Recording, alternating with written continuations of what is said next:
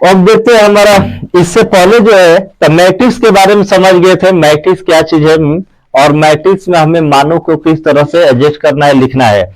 Order के बारे में समझ गए, कितने ऑर्डर का है, कैसे देखते जान जाएंगे कि मैट्रिक्स हमारा 2x2 में है कि 3x3 में, या 4x3 में, या 3x4 में है। तो उसमें टोटल मैट्रिक्स के बारे में जानने थे, और मैट्रिक्स में हमें आई जे के बारे में, आई का मतलब क्या होता है, जे का मतलब क्या है, और मैट्रिक्स को किसके द्वारा सूचित किया जाता है।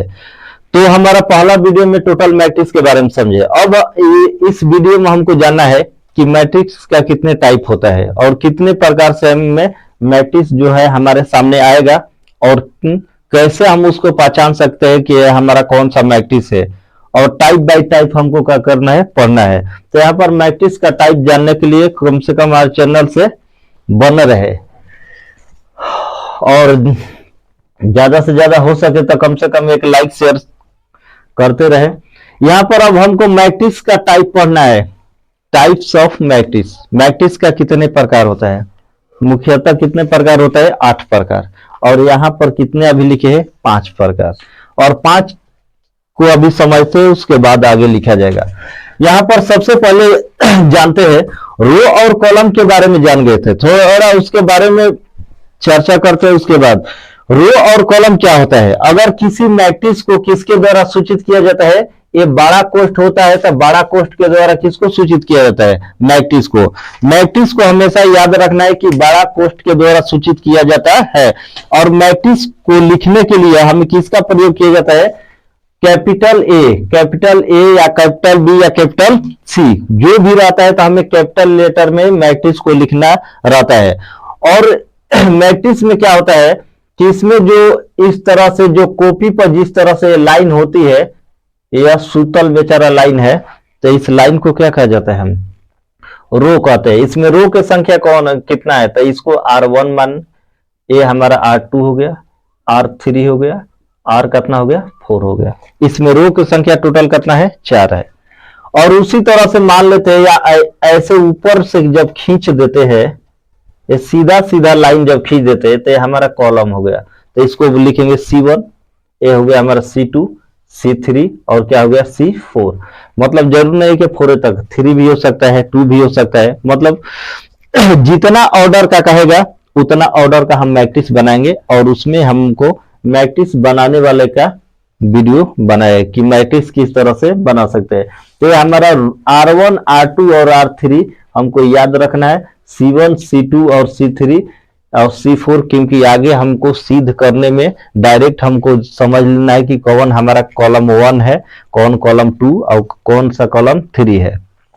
तो ये हो गया रो और कॉलम। तो यहाँ पर जो है पहला हमारा स्तंभ अवयव, जिसको कॉलम मैट्रिक्स कहा जाता है, और इसका परिभाषा लिखा है कि जिस मैट्रिक्स में केवल एक कॉलम हो, मतलब कॉलम की संख्या कितना हो, एक, रो की संख्या कितना भी हो सके उससे मतलब नहीं है। अगर एक लाइन में किसी संख्या को लिखते हैं तो इसमें कॉलम कितना बनेगा, जैसे 1 2 3 4 5 6 7, इंफिनिटी भी लिखते हैं, तो इसको ब्रैकेट में जब लिख देते हैं तो यह हमारा क्या हो गया, कॉलम हो गया। ये तो मैट्रिक्स हो गया, और इसके अंदर क्या है, हमारा कॉलम है। कॉलम की संख्या कितना है, एक ही लाइन में टोटल संख्या है। रो की संख्या कितना है, 1 2 3 4 7 8 9 10, कितना है, इन्फिनिटिव है। जब इन्फिनिटिव लिखे तो रो का मान का हो गया इन्फिनिटी। तो हमको ध्यान देना है यहाँ पर कि स्तंभ अवयव का मतलब होता है कॉलम मैट्रिक्स का, जिस मैट्रिक्स में केवल एक कॉलम हो तो उसे कॉलम मैट्रिक्स या स्तंभ अवयव कहते हैं। जैसे यहाँ पर एग्जांपल में दिए ए बराबर एक मैट्रिक्स लिखे 1 2 3 4, कुछ भी यहाँ पर हो सकता है एलिमेंट, या XYZ भी हो सकता है, या मान लेते हैं यहाँ पर साइन कोस टेन, इस तरह से भी मान दे सकता है। जरूर नहीं कि अंक देगा, यहाँ पर कुछ भी मान दे सकता है। तो जब मान देगा तो यहाँ पर एलिमेंट हमारा कितना है, 1 2 3 4 है, तो कितने लाइन में है, एक लाइन में। जब एक लाइन में है तो इसको एक कॉलम कहा जाता है। अगर 2 लाइन में लिखा रहता तो 2 कॉलम, और 3 लाइन में रहता तो 3 कॉलम। तो यहाँ पर हमारा मैट्रिक्स रो की संख्या कितना है, तो 1 लाइन 2 लाइन 3 लाइन और 4, मतलब यहाँ रो कितना है 4, और कॉलम कितना है एक, तो इसको लिख सकते हैं कितने ऑर्डर में, 4x1, 4x1 के रूप में। या Aij बराबर m का मान, m का मतलब क्या होता है हमारा, रो होता है, रो कुछ भी हो सकता है, ठीक। लेकिन कॉलम को जब कह रहा है तो कॉलम हमारा कितना है, एक है, तो कॉलम को दर्शाएंगे एक। अगला दूसरा नंबर में है रो मैट्रिक्स। रो मैट्रिक्स का मतलब होता है पंक्ति अवयव, बस इसी के तरह ये भी परिभाषा है, जिसमें रो की संख्या एक हो, उसमें कॉलम की संख्या एक था, इसमें रो की संख्या एक हो। जब एक हो तो उसे रो मैट्रिक्स कहते हैं।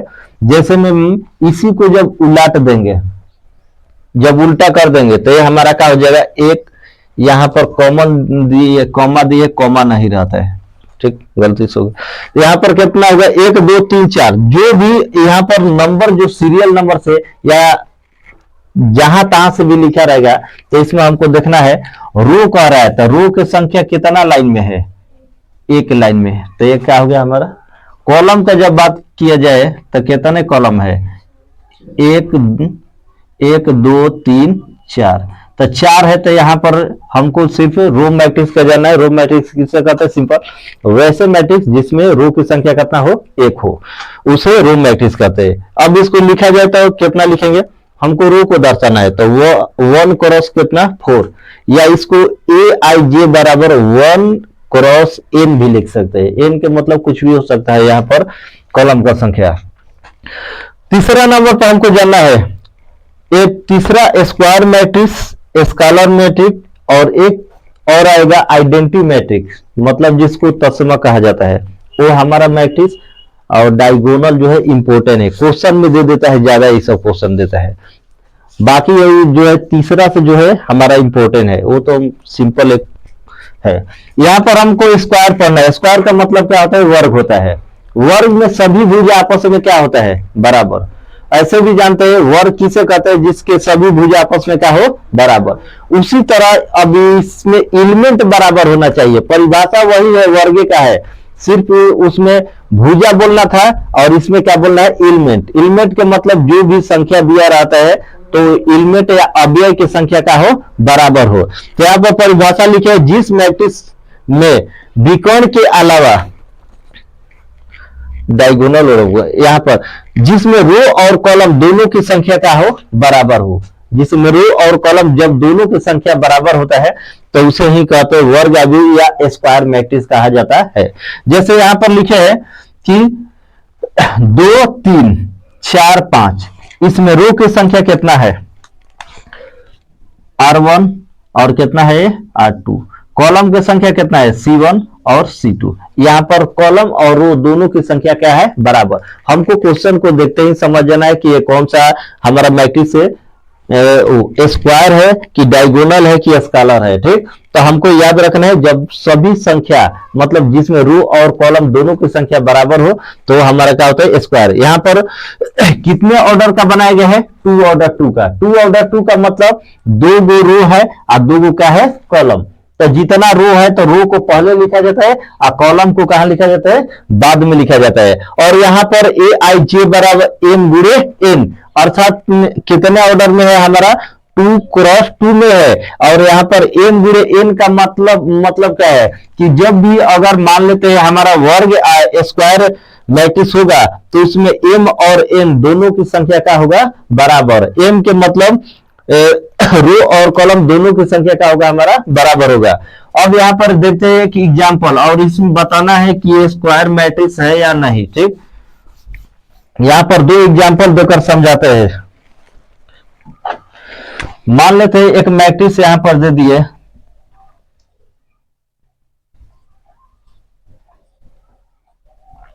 दूसरा मैट्रिक्स हम दे दिए यहां पर,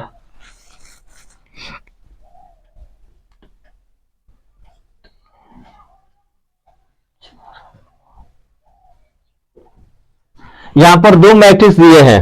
अब इसमें बताना है कि कौन सा जो है स्क्वायर मैट्रिक्स है या कौन सा स्क्वायर मैट्रिक्स नहीं है। चेक करके जल्दी बताओ। ये क्या है, अभी स्क्वायर मैट्रिक्स है या नहीं, काहे नहीं है। अब चलो देखो, तो वही बात बा कि अभी बताए कि जिसमें रो और कॉलम दोनों की संख्या क्या हो बराबर। इसमें रो की संख्या क्या है R1 और क्या है हमारा R2। इसमें कॉलम की संख्या C1 और क्या है हमारा C2। रो और कॉलम दोनों की संख्या बराबर है, तो इसको लिख सकते हैं m बराबर क्या लिख सकते हैं n। जब बराबर है तो क्या लिख सकते हैं m बराबर n, जब दोनों बराबर है तो स्क्वायर है। अब इसको देखते हैं तो यहाँ पर रो कितना है R1 और क्या है R2, कॉलम कितना है C1 C2 और क्या है हमारा C3। तो इसको क्या लिख सकते हैं हम, बराबर है या नहीं है, तो m नॉट इक्वल क्या लिखेंगे n। और जब बराबर नहीं है इसमें रो और कॉलम की संख्या, तो ये हमारा कौन सा मैट्रिक्स होता है, स्क्वायर मैट्रिक्स नहीं होता है, ये हमारा स्क्वायर मैट्रिक्स हो जाएगा। जब बराबर है तो स्क्वायर मैट्रिक्स, और जब रो कॉलम की संख्या बराबर नहीं रहता है तो ये स्क्वायर मैट्रिक्स नहीं होता है। नेक्स्ट हमारा है डायगोनल मैट्रिक्स। डायगोनल का मतलब होता है विकर्ण। अब विकर्ण को पहचानने का एक ही नियम है और कुछ नहीं है, सिंपल देखना है। विकर्ण क्या होता है, विकर्ण का मतलब क्या होता है, जो मान लेते हैं एक आयत है या वर्ग है, जब एक शीर्ष से दूसरे शीर्ष से, मतलब जिसको कोना कोनी कहा जाता है, एक शीर्ष से दूसरे शीर्ष मिलाने वाले रेखा को ही विकर्ण कहा जाता है। एक वर्ग में कितने विकर्ण होते हैं बताओ, एक वर्ग में विकर्णों की संख्या कितना होता है हमारा, 4 5 6 7, दो कहां से आ गए। मान लेते हैं हमारा वर्ग या आयत है, ठीक। जब बात किया जाए तो विकर्ण, तब विकर्ण का मतलब या शीर्ष हो गया ए, शीर्ष बी, सी और क्या हो गया डी। एक बिंदु से दूसरे बिंदु, मतलब एक शीर्ष से दूसरे शीर्ष तक मिलाने वाले रेखा को ही विकर्ण कहते हैं। तो यहाँ पर विकर्ण की संख्या कितना होगा, 2 गो। कौन कौन, एगो ए सी और एगो क्या हो जाएगा हमारा बी डी। तो असली विकर्ण हमारा कौन हो जाएगा, ये वर्ग हो जाएगा। तो ये हमारा जो है तब विकर्ण है, कोना कोनी। वो साइड वाला भी हो जाएगा, उससे कोई दिक्कत नहीं है, लेकिन इसमें हमको इस साइड वाले विकर्ण को जानना है, ठीक। विकर्ण का मतलब यही बताए कि जिस मैट्रिक्स में विकर्ण के अलावा अन्य एलिमेंट, मतलब विकर्ण के अलावा सभी जब शून्य हो, विकर्ण के अलावा सभी मान का हो शून्य हो, तो उसे क्या कहते हैं, विकर्ण अवयव कहते हैं। यहाँ पर जैसे विकर्ण वर्ग है तो वर्ग को दर्शा दिए कि इस तरह से हमको मिलाना है। जब भी अगर बनाना होगा तो हमारा एक लाइन वाला विकर्ण वाला मान का होना चाहिए, विकर्ण वाला मान, विकर्ण के अलावा मतलब विकर्ण में कोई भी मान होना चाहिए लेकिन एक लाइन में होना चाहिए, और विकर्ण के अलावा सभी मान का होना चाहिए शून्य। यहाँ पर कितने ऑर्डर का लिखे हम मैट्रिक्स, 3 ऑर्डर 3, मतलब 3 रो और 3 क्या है कॉलम। और इसमें देखते हैं एग्जांपल में ए बराबर, तो हमारा 1 1, तो विकर्ण हमारा कौन सा है, यही ना विकर्ण है। तो विकर्ण में हमारा अंक का है, शून्य नहीं है, और विकर्ण के अलावा बाकी सब शून्य हो सकता है, तो हमारा कौन सा होता है, विकर्ण अवयव होता है। नेक्स्ट हमारा है स्केलर मैट्रिक्स। अब इसमें क्या देखना है, तो विकर्ण जैसा ही ये भी है, ये भी क्या है हमारा विकर्ण जैसा, परिभाषा विकर्ण जैसा होगा। लेकिन विकर्ण में हमको ध्यान देना है कि विकर्ण में कोई भी अंक हो सकता है, लेकिन स्केलर में हमारा एक समान अंक होना चाहिए। जैसे स्केलर मैट्रिक्स अदिश अवयव, जिस मैट्रिक्स में विकर्ण का अवयव समान हो, मतलब विकर्ण वाला एक अंक होना चाहिए और बाकी सब एलिमेंट से मतलब वो शून्य हो, मतलब बाकी सब का हो शून्य हो, तो उसे स्केलर मैट्रिक्स कहते हैं। जैसे यहाँ पर हमारा विकर्ण है, तो यहाँ पर विकर्ण क्या है, ऐसे मिलाते हैं तो यही ना हमारा विकर्ण हो गया। और विकर्ण जब हो गया तो विकर्ण में हमारा मान क्या है, एक समान होना चाहिए हर जगह। यहाँ √3, यहाँ √3, यहाँ भी क्या है √3 है, तो ये हमारा विकर्ण भी हो जाएगा। बी नंबर देखते हैं तो ये हमारा क्या हो गया, विकर्ण हो गया। जब विकर्ण हो गया तो इसमें अंक क्या है, एक समान है। तो जिसमें एक समान होता है वो हमारा क्या होता है, स्केलर मैट्रिक्स, मतलब अदिश अवयव। और विकर्ण में क्या होता है, तो विकर्ण में कुछ भी अंक हो सकता है। जैसे मान लेते हैं 2 0 0 0 3 0 0 0 5, इसमें सिर्फ विकर्ण का मान होना चाहिए और विकर्ण के अलावा सभी क्या होना चाहिए, शून्य। इसमें जो है स्केलर में, तो विकर्ण के इसमें विकर्ण का सभी मान एक समान होना चाहिए, अब बाकी मान का होना चाहिए शून्य। तो यहां तक कोई दिक्कत, अब दिक्कत नहीं है। तो इसके बाद जो है हमारा क्वेश्चन टाइप नंबर 5 को देखते, 6 को देखते हैं। अब देखते हैं इससे पहले हमारा अभी 5 तक पढ़े थे, और 5 के बाद जो है टोटल हमको 8 पढ़ना है इसमें टाइप में। और 8 टाइप में हमको अब 6 नंबर जानना है कि 6 नंबर पर कौन सा आता है। 6 नंबर पर जो आता है हमारा, तो इसको कहते हैं आइडेंटिटी मैट्रिक्स या तत्समक अवयव कहा जाता है, या इसको इकाई अवयव भी कहते हैं। आइडेंटिटी का मतलब क्या है, आइडेंटिटी मैट्रिक्स या आइडेंटिटी पढ़े थे उस समय वेक्टर में, वेक्टर में पढ़े थे इकाई सदिश, ठीक, आइडेंटिटी वेक्टर पढ़े थे ना। तो उसी प्रकार यहाँ पर हमको तत्समक अवयव या इकाई अवयव पढ़ना है, जिसको इंग्लिश में कहा जाता है आइडेंटिटी मैट्रिक्स कहा जाता है। और इससे इसका परिभाषा क्या है, कैसे जानेंगे, तो कह रहे हैं कि वैसा मैट्रिक्स जिसमें विकर्ण के सभी एलिमेंट एक हो, विकर्ण के सभी एलिमेंट का हो एक। अभी विकर्ण के इससे पहले बताए थे कि विकर्ण के मतलब जो क्रॉस में मिलता है तिरछा तिरछी, तो वही हमारा क्या होता है, विकर्ण होता है, एक हो, और बाकी सभी अंक या एलिमेंट हमारा क्या हो, शून्य हो, तो उसे क्या कहते हैं, तत्समक अवयव या आइडेंटिटी मैट्रिक्स कहा जाता है। यह हमारा 2 एग्जांपल दिए हैं, ये 2 ऑर्डर 2 में है, और ये 3 ऑर्डर कितना में है, 3 है, मतलब 3 रो 3 कॉलम में है। और इसमें विकर्ण हमारा कौन सा हो जाएगा, तो यही हमारा क्या हो जाएगा, विकर्ण। और इसमें विकर्ण हमारा ये वाला हो जाएगा, ठीक, विकर्ण।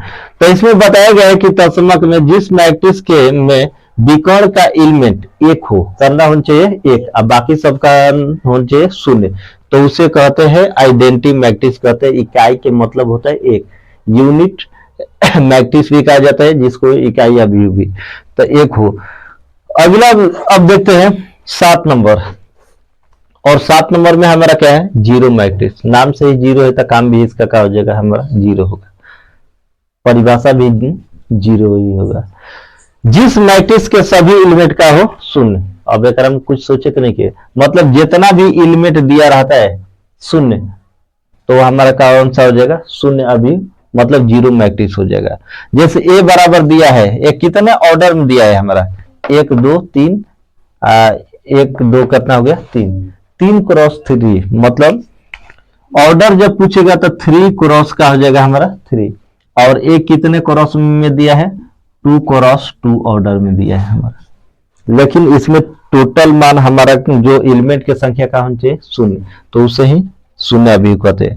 और 8 नंबर पर हमारा है इक्वल, इक्वालिटी मैट्रिक्स मतलब समान अवयव। समान अवयव इसको एकदम याद रखना है, कहे तो क्वेश्चन में कहीं आई डायरेक्ट पूछता है समान अवयव है या नहीं, ऑब्जेक्टिव में भी पूछ देता है।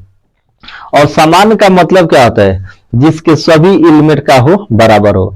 जैसे मान लेते हैं 2 अवयव दिया रहता है, 2 मैट्रिक्स दिया रहता है, और दोनों मैट्रिक्स में हमको देखना है कि रो और कॉलम के प्रत्येक एलिमेंट बराबर है या नहीं, एक जैसा है कि नहीं। अगर थोड़ा सा भी मिस्टेक होगा तो लिख देंगे कि ये दोनों समान अवयव नहीं है, इक्वल मैट्रिक्स नहीं है। तो यहाँ पर लिखा हुआ है इक्वल मैट्रिक्स मतलब समान अवयव, जिसके कोटि की संख्या समान हो उसे समान अवयव कहते हैं। और नीचे कुछ गुणधर्म इसका लिखे है नोट में कि ए का प्रत्येक अवयव बी के संगत अवयव के समान होना चाहिए। मतलब आपको 2 गो जब मैट्रिक्स दिया जाता है तो ए का टोटल एलिमेंट बी में भी मिलना चाहिए। अगर नहीं मिल रहा है तो हमको डायरेक्ट कर देना है कि जो है हमारा इक्वालिटी मैट्रिक्स मतलब समान अवयव नहीं है। जब सभी एलिमेंट मिल रहा है ए और बी में दोनों में, तो हमारा क्या होता है, समान अवयव होता है।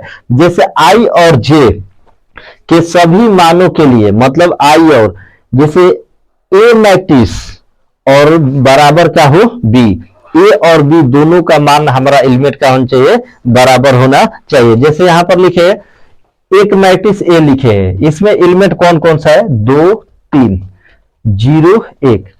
बी भी लिखे हैं तो इसमें भी हमारा एलिमेंट कितना है, 2 3 0 1। दोनों में एलिमेंट हमारा क्या है, बराबर है। ये 2 वाला को देखेंगे तो 2 के सामने इसके क्या है, 2 बराबर है। 3 वाले को देखेंगे तो 3 के सामने क्या है हमारा, 3, ये भी बराबर है। 0 को देखते हैं बी वाला में तो उसके स्थान पर क्या है, 0 है। 1 को देखते हैं तो 1 के स्थान पर दूसरे में क्या है, 1 है। मतलब टोटल मान का है बराबर। अगर बराबर रहता है तो यही हमारा क्या होता है, समान अभी होता है, जैसे ए बराबर ए आई जे तथा बी बराबर बी आई जे लिखा जाता है। मतलब ए मैट्रिक्स को लिखेंगे ए आई जे, अगर सी दिया रहेगा तो सी आई जे। यहां पर बी मैट्रिक्स है तो बी बराबर क्या लिख सकते हैं, मैट्रिक्स बी आई जे। ये हमारा सूचक होता है और इसी के द्वारा लिख सकते हैं। तो यहां तक हमारा जो है मैट्रिक्स का टोटल नियम समाप्त। और टोटल नियम समाप्त, इसमें दो पार्ट बना है, पार्ट 1 और पार्ट 2। और पार्ट 2 में जो है तो टोटल मैट्रिक्स का नियम से रिलेटेड जो भी था टाइप प्रकार खत्म हो गया। अब इसके बाद हमें एक्सरसाइज का चैप्टर पर चलना है, और कहीं भी अगर दिक्कत है तो हमें लिख सकते हो, समस्या का समाधान किया जाएगा। और यहाँ पर जो भी बताया जा रहा है कम से कम थ्योरी को हमको समझ लेना है, क्योंकि बनाते समय डायरेक्ट पूछा जाता है कौन सा मैट्रिक्स है, और जो थ्योरी को नहीं समझता है तो वो आगे चल के उसको क्या एक्सरसाइज में प्रॉब्लम होता है। तो सबसे पहले थ्योरी, उसके बाद एक्सरसाइज।